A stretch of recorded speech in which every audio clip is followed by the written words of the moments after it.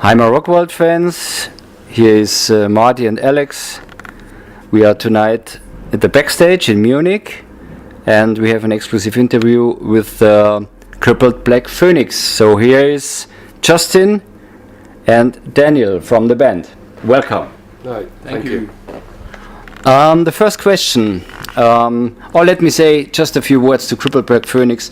You started out in 2004. With you, Justin, you were something of the crazy drummer of diverse bands like Iron Monkey, Electric Wizard, Tears of Lions, Rule the Divine, the Barukas, cool bands. And then you got a tip from Mogwai, I heard, and then you started the whole thing with your ideas into Crippled Black Phoenix. Is that right? Almost. Almost. So Almost. tell us the truth. The truth is that after the last band that I was playing drums in, I just took some time out from playing music, basically, and then started just picking up a guitar and writing tunes for myself, really. Started doing demos, and the Mogwai connection is that I have a good friend, Dominic, who plays in Mogwai, and we used to hang out, used to come and visit, and he had... So I didn't have a computer at that time, and he had a little Apple Mac, and he had GarageBand on it, and we started sort of making the demos. So I had a few things recorded, but wasn't planning to do anything with them. You know, we did it for our own amusement, and then we got invited down to Bristol by Jeff, and he listened to some of the stuff. He was just asking how I was doing, because he knew me from my other bands. And the whole thing went from there, really, and that's how we began. Did the first album. It came out 2006. Yeah, and it was recorded the same year. But there wasn't really a band with the first album. There was no band. Okay. It was me and obviously Dominic and a couple of other people like Costas, who was the pianist. And a few other friends, and there was some contacts from Jeff in Bristol who just came to help. Ah, okay. So it was just almost an project, music project. Yeah. In the meantime, after the fourth studio band from 2012, Mankind, which got into top 50 position, which is really cool for that kind of music, you have just released your new fifth studio album, which is called White Light Generator. Please tell us something about the new album and what is different to the last album. Well, it's hard to be objective, really, from my point of view. I think with this album, it's probably a little bit more straightforward. There's two sides to it. I mean, these days I'm a little bit more considered in my approach to the band, but then again I'm trying to dumb it down a little bit, because I'd never want to go down and turn into a stadium rock band, and I didn't want to keep getting bigger and bigger and bigger. Understand. Because the heart of the band is is still there from the beginning. It's about different things to what do you call it, a showcase for musical prowess. It's not like that. So it began. I mean, we did the EP straight after Mankind. Yes. And that was sort of Strange in Places, and it was almost an overreaction to Mankind. This album, hopefully, there's a good blend. Okay. But the whole approach is a little bit more straightforward. I think that's probably how it differs. I mean, every album's different though, so it's a very hard question to answer because. And was it this time more a band product?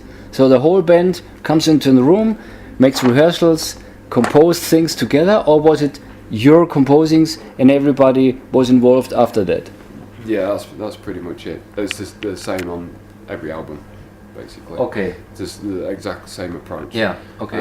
There was a few more contributions on Mankind, but then since then it's gone back to how it was before. But I mean, everybody who plays live on this tour, they were involved in the album, and everyone contributes their parts, and it wouldn't. But you be the do same the without drums them. for sure. Yeah, Yeah, I like to record the drums being a drummer. No further question needed. About that, I can understand this. I'm also a drummer. All right. So, describe your music style, because what we found is art rock, progressive rock, post rock, alternative rock, neo psychedelica. Everything sounds good. If you connect everything, is it maybe that? Because everybody says, "Oh, this is a new Pink Floyd band," which I say, no, this is not Pink Floyd. No, it's probably all of the above and none of the above at the same time. I think so. Yeah. How you would describe it, Daniel? What would you say? Oh, it's really hard to describe. I just I think it's like it's dark and a bit rough, I would say. That's a good dark and a bit rough. If you would describe it in a genre, you would find really a word. Because every song is different. I think there is the really nice ambient songs, and it's the really in-your-face songs, and it's very hard to put a tag on it. I think somehow progressive, but not progressive. Because when I think of progressive rock, I think about this kind of show-off, really clean production stuff, unless it's really old 70s progressive music. How would you describe it, Justin? Well, I mean, it's I think it's probably more of the spirit of progressive rock. You know, the spirit from when progressive rock wasn't necessarily a genre. It was just a description for rock bands that would try something different. And I think that's the spirit, instead of progressive rock sounding like a certain thing, like nowadays. But I mean, I'm really grateful that progressive rock fans like it, but I wouldn't really put us into progressive rock tag, you know.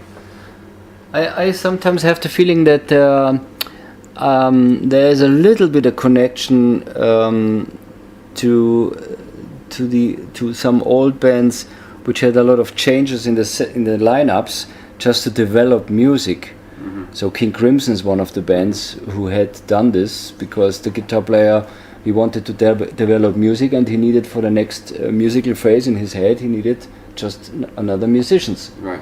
Is that a little bit in that? Is it that kind of music project?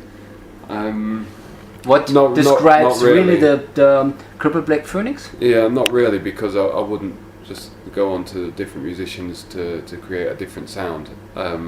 Rather, I'll write a bunch of songs that I want to write, and if they're different, then the same people will play those songs. You know, it's just like you just adapt. Yeah. The reason why there's many reasons why there's been lots of lineup changes. You know, one of which is that some people might not be on the same page when you want to change, or not that I want to change it. It's just a natural development. Yeah. There's no thought into the change.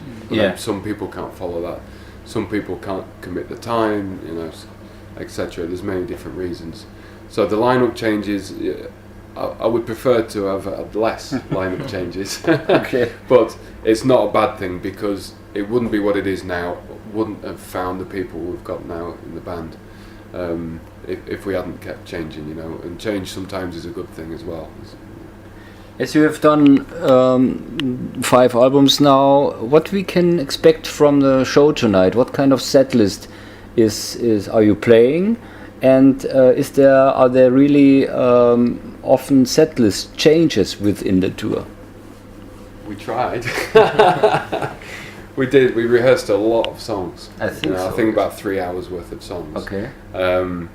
Then we obviously we couldn't play all of them, and we got it down to about 2.5 hour set where we could change the songs around. And then, as it turns out, we've been playing even shorter sets. So we cut more songs out, and now we have a set that we're pretty much playing every night. And then we keep saying, "Oh well, we'll play this one we haven't played yet," and it's like, "Oh yeah, but we need to rehearse it again." Okay. So we tend to stick to our strengths. I mean, I don't know. What do you think? Yeah, I think that's the way it goes now. So we can expect around about 2 hours show with all different songs from all albums. Yeah. Yeah, I think it's a bit over 2 hours, isn't it? Yeah, It's- like 2 hours and 15 minutes maybe. yeah. Depending on the sound curfew on Yeah. the places we're playing, sometimes it's a bit longer. Okay. I think there's a little bit of each album. Yeah. Yeah, What it's difficult now. what songs do you play from the new album? Do Black Light Generator. No. Part 1 and part 2. Both parts. This is a great song. Oh, thanks. So We'll do Karen Breed's The Horror, We Remember You. Let's Have an Apocalypse Now. Yeah. So there's a few. Cool. We purposely wanted to play a bunch of songs from the new album, which made it that's difficult for the rest of the set Yeah. because there's so many songs from so many albums. Yeah. When you want to support an album and play a lot of songs from that album, it leaves a really difficult choice. That which is right. songs to get rid of. Yeah. What are your plans for this year and for the band in general? Who knows? So Never plan. because you anything. have a lot of tour dates. I checked the tour plan today and I said, my God, this is a whole of traveling. This is really tough tour dates with 7 people traveling and mostly no day off, Yeah. which I mean, I found. There's 17 on the on the 17 on the tour because we bring Liquid Landscape with us, the band, the sport band from Holland, and then there's the crew and and we have Belinda with us as well, who's guest vocalist on 3 of the albums. Yes. It's my better half. So now she comes and does a couple of songs with us on stage, which is great because we've never done that before. We've always had guest people on the albums, This is cool. and never then reproduced it live. And now we can. So that's really nice development. Will you record some shows live? I think one in Köln will be. Is it? Yeah, it will be filmed at least. The Rock Palace show? Rock Palace? No, it's not Rock Palace. Oh, it's that guy. Cantina. Ah, Okay. Yeah. Which is cool. So yeah, I mean, who knows? I mean, we don't plan to do anything. Yeah. We had a live album, but that wasn't even planned. It was just a recording that sounded Yeah. good and ended up getting released. And there were not much overdubs on the live album. There weren't any. I think so, yeah. Yeah. Because that sounds fresh. It sounds just like a show, and which is really cool. You can tell as well because there's a couple of songs on that album and there's some real big mistakes in there. Listen to the Who Live It Leads. There are a lot of mistakes, but Yeah. it is one of the greatest live rock albums. Yeah. So Well, there you go. If you capture a night, you capture it as it is. It doesn't matter Yeah, I think so. what's and all. how important, and this is a question to both of you, how important is for you to be connected with your fans on the internet? Do you think the bands or musicians nowadays could survive these days without social medias like Facebook and other things? I would like to survive without it. Yeah, and I wouldn't even say it's a love-hate relationship with the internet. I basically just hate it. It's great. For instance, what you guys do is a non-profit thing, and you get people out there and you connect fans with bands. Great.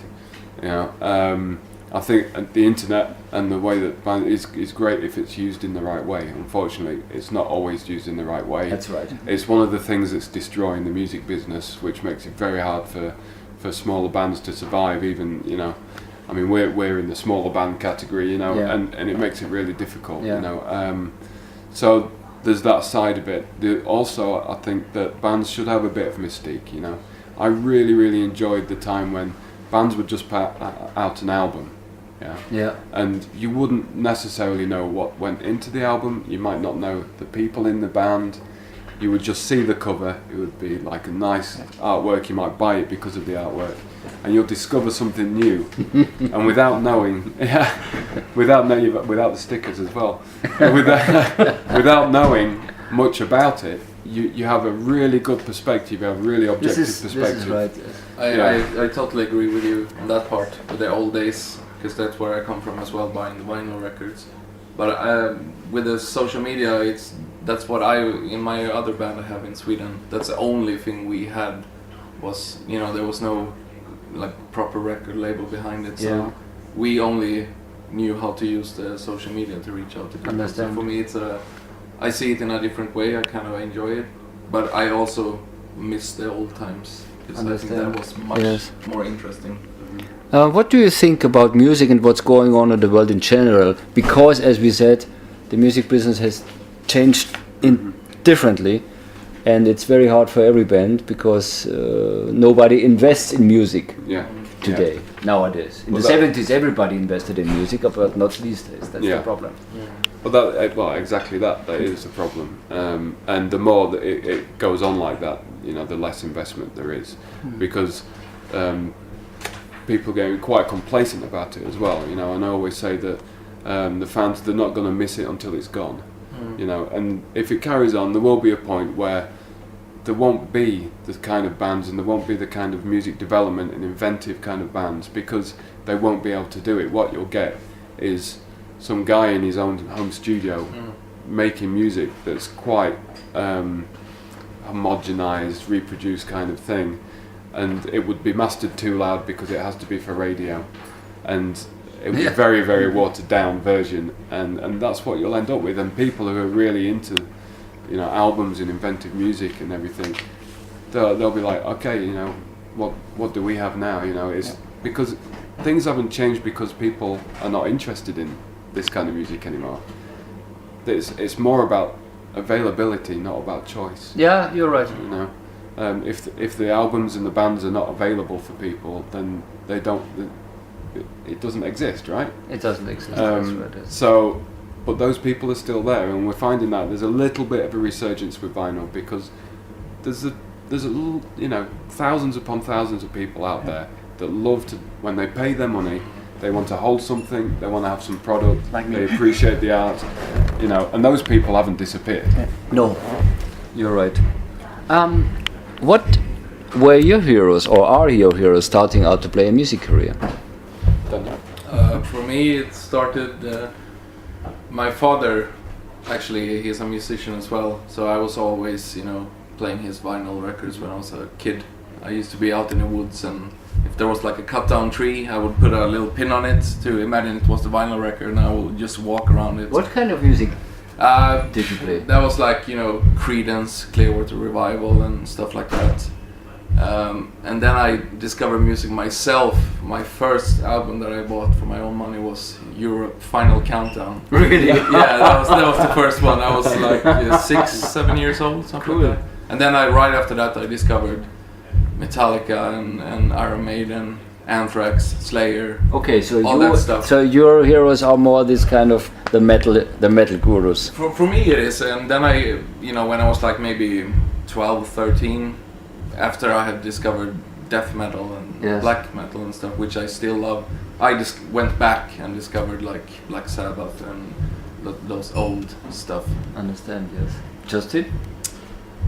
Pretty much the same. I mean, my dad, he's a musician. He used to be in a band. He owned his own independent record shop. So I grew up in a record shop. That's really cool. And when he opened in 1976, that was when for instance, the first Journey album came out. Yes. And I have a very distinct memory of being in the shop on the Saturday afternoon and him playing the Journey album on vinyl for customers. Yes. And you play the song Cahutek with the phased drum roll that pans around the speakers. And as soon as they hear that, they're going, "Oh, this is amazing! I want to buy it," And that's why we ended up doing the Journey cover as well, because it's like okay. it was a throwback to that. Yes, and I understand. And apart from that, I mean, when I was between the ages of 10 and 12, I was heavily influenced by Adam and the Ants, and that's why I'm a drummer. That was my biggest thing. Really? Yeah, because of the double drumming. I just, I like that sound. Okay. And then my sister, she's like 3-4 years older than me, and she hung around with punks and stuff. So I used to go to concerts with her at a very early age. So I grew up with a lot of punk. And I can remember that I decorated the shop with my dad one time, and he said for helping him I could have any album in the shop, and I looked around and what was the one that stood out? It was Never Mind the Bollocks, and I was like, okay, and my dad's kind of liberal, he let me have it, anyway, so I had a lot of punk, and then one day my dad came into my room and put a big box of vinyl. He says, just work your way through that, and it was Deep Purple, Pink Floyd, yes, all the. So you discovered the classics. Yeah, so it was punk rock and classic rock. Yeah. And what is your okay, it's not a favorite drummer, but what is a drummer which influenced you as drummer? Wow, that's a good question. Well, I mean, Adam and the Ants was, like I say, that was the biggest influence, you know, and with that double drumming. And then I kind of, I suppose a big influence on me when I was playing real heavy music was Dale Crover from the Melvins. Okay. Because the way, you know, he thinks differently, he's not particularly technical. And what I really like as well, obviously Pink Floyd's an influence. You know, I think Nick Mason is such an underrated drummer. But the one thing I love about him, I mean, you can watch him on live at Pompeii. I mean, he can have his freakouts. He can really go for it, and he's very loose and everything.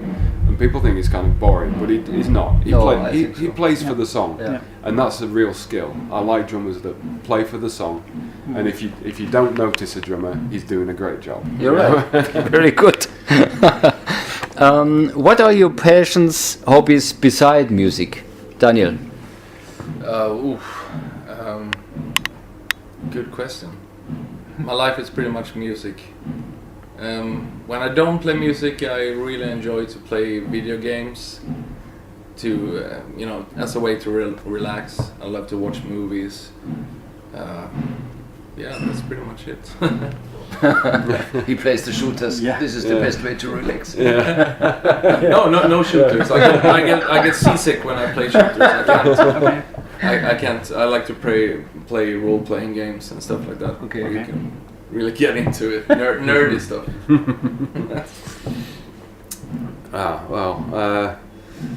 When I'm not playing music, I tend to stay very quiet. Okay. I'm a big motorsport fan. Okay. Love motorsport, all forms. I like playing around with my own car as well. Really love animals, so you know, live at home pretty quiet with Belinda and 5 cats. You know, I like to go for long walks in the hills and things like that. Yeah, pretty quiet. You know, pretty straightforward. Okay. The last thing. Is there anything you haven't done yet musically and you think one day I really love to do it? It's not just about the band, it's just about you personally. Like making an opera or have a plan for anything. If I have any plans, it's I want to get more into, because I've done a couple of soundtracks. I want to do more soundtrack work because when you make soundtrack music, you can make music and stay anonymous. You know. Because I believe in the music and not who makes it, you know, and that's a really nice thing to do. Okay. So if there's any plan, I'd do that. If it wasn't in music, apart from maybe trying my hand at rally driving or something, you know, God, what would I do? You know, I don't know. I mean, music's the only thing I really know how to do. So who knows? Okay. I mean, one of my biggest dreams is for me and Belinda to go to Mongolia and stay out there and just take in and stay in a yurt and go on horseback and take in some of their musical influences. I love the tube and throat singing. I love their folk music. I love the country. You know. Yeah. That would be a great thing to do. Cool, very cool. Done. Yeah. What would you say, Danny? I would also love to do something like film scoring stuff. I just love that kind of music. But I don't know if I would have the skills to do it. Don't know until you try. I'd also like to someday in the future to play in a more extreme band again, like. In a more extreme? Yeah, like black metal. No, it doesn't have to be black metal, but it could be like some really rough. Okay. We're gonna crust do that. Punk, yeah. I think really. Cool. We're always in rehearsals and sound checks. That's where I will go back to play bass, because I love to play bass. My father plays the bass, so I have a really nice bass at home. Great. I'll play drums, you play bass. I'll go back on the drums. The next project, very good. Please tell us a secret about Crippled Black Phoenix that nobody knows, maybe a funny turbo sticker or something. What did you have in mind that nobody knows? A secret about it? I don't know. the trouble is everything gets leaked these days. that's the problem with the internet. People know too much. I think there's so many misconceptions about this band. There really are, and I'll be here all day to set the record straight about it. And there's many different stories, you know. But people would be surprised, I think, about, you know, the operation, if you like. And there's a lot of meaning and significance behind, you know, the actual finished product, songs, the artwork, and everything. You know, everything's there for a reason. And I think people are surprised actually how stupid we all are as well. How much humour there is in everything. You know, and that's one thing. I think maybe sometimes people struggle to understand it, but because when you cross over from just being like, you know, a band from England and a bit of Northern English humour, and you know, when you begin to tour and go wider afield, and now it's a worldwide thing, and you still got the same kind of silly sense of humour. And I do things to make myself laugh first. You don't realise all of a sudden that people are just not going to get it, you know, and you think, oops, you know. Okay. Some last words to your fans, please. Try it if you like it. If you don't like it, try it, you might like it. Best word. Thank you very much. Thank you. Have a great show. Brilliant. Thank you.